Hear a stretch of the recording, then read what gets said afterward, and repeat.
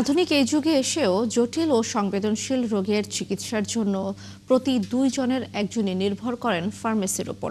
অথচ কাছাকাছি দূরত্বে সরকারি বেসরকারি চিকিৎসা কেন্দ্র থাকলেও সেখানে যেতে চান না তারা। সম্প্রতি বিবিএস এর এক জরিপে উঠে এসেছে এ তথ্য। বিশ্লেষকরা মনে করেন স্বাস্থ্যসেবায় সরকারের অবহেলার কারণেই আস্থা হারাচ্ছেন সাধারণ মানুষ। ইমদাদ হোসেনের রিপোর্ট।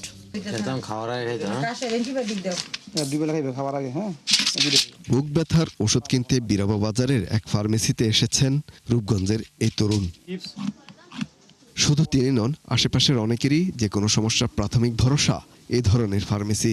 অথচ কাছাকাছি হাসপাতাল, ক্লিনিক বা ডাক্তারের চেম্বার থাকলেও সেদিকে যেতে আগ্রহী নন এসব মানুষজন। এমনি আমার অ্যান্টিবায়োটিক লাগে না, হ্যাঁ, তো আমি যে কাশ করা থেকে আমি 2টা সিরাপ নিয়ে খাইছি, কমে নাই। হ্যাঁ, বলতাছি যে আমার যে কাশের যে অ্যান্টিবায়োটিক বড়ি আছে এটি আমার দেও। এটা ধরেন লইছে অনেক ঘুমের ওষুধ, ঘুম হয় না কম। হসপিটাল যায় অনেক দূর হয়ে যায়, জন্য আর কি দূরে তো আসা যাওয়া ঝামেলা, সেই জন্য আর কি 3 কিলোমিটার যাইতে হয় রুগী দেখতে, ডাক্তার দেখালে 3 কিলোমিটার দূরে যাইতে হয় আর কি। সাধারণত যেটা আমাদের ক্যাপাসিটির ভিতরে বা নিয়ন্ত্রণের ভিতরে এটাই আমরা করে থাকি। ডাক্তার বলতে আমরা সি ক্যাটাগরি ফার্মাসিস্ট। সম্প্রতি চিকিৎসা সংক্রান্ত একটি জরিপ প্রকাশ করে পরিসংখ্যান ব্যুরো। এতে বলা হয় দেশের 51% রোগী চিকিৎসা নেন ফার্মেসিতে, বিপরীতে সরকারি হাসপাতালে যান 11%। আর বেসরকারি চিকিৎসা কেন্দ্রে যাওয়ার হার 20 এর কাছাকাছি।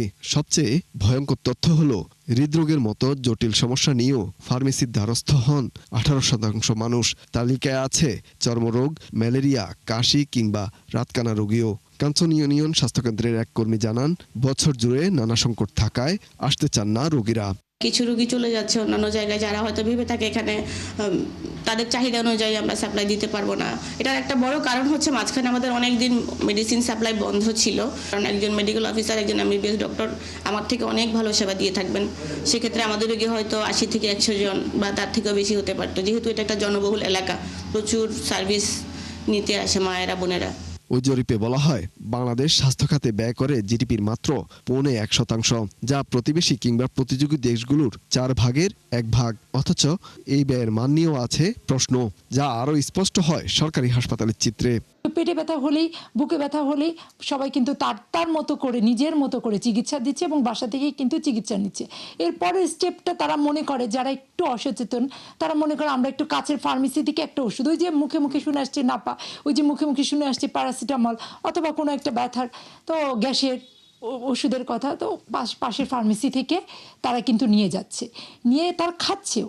কিন্তু তারপরে যখন তারা সেখান থেকে রিলিফ হচ্ছে না, তারা কিন্তু হসপিটালমুখী হচ্ছে। তথ্য বলছে দেশের মানুষের চিকিৎসার পেছনে 100 টাকা ব্যয় করলে তার 76 টাকাই চলে যায় নিজের পকেট থেকে। ইমদাদ হোসেন, 71, ঢাকা।